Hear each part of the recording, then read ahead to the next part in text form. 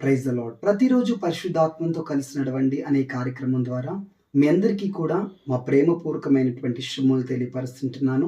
ఈ రోజున పరిశుద్ధాత్మ దేవుడు మన నడిపించుటకు మనకిస్తున్నటువంటి తన వాక్కు మత్తయి సువార్త 25వ అధ్యాయము 34వ వచనం. నా తండ్రి చేత ఆశీర్వదింపబడిన వారులారా, రండి, లోకము పుట్టినది మొదలుకొని మీ కొరకు సిద్ధపరచబడిన రాజ్యంను స్వతంత్రించుకునుడి. ఆమేన్.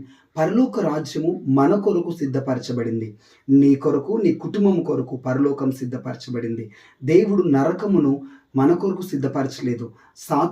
సాతాను దూతల కొరకు నరకమును సిద్ధపరిచాడు. మనం పరలోకం వెళ్ళాలి అంటే మనం రక్షణ పొందాలి. పాపమును విడిచిపెట్టి పరిశుద్ధముగా మనం జీవించాలి, నీతిగా జీవించాలి. మన హృదయంలో ఎలాంటి కోపము, ద్వేషం, కక్ష, అసూయలు లేకోకుండా మన హృదయంలో పరిశుద్ధతను మనం కలిగి ఉన్నప్పుడు మనం పరలోకానికి వెళ్తాం. మీరు, మీ కుటుంబ సభ్యులు దేవుని రాజ్యంలో ప్రవేశించుదురుగాక. ఆమేన్.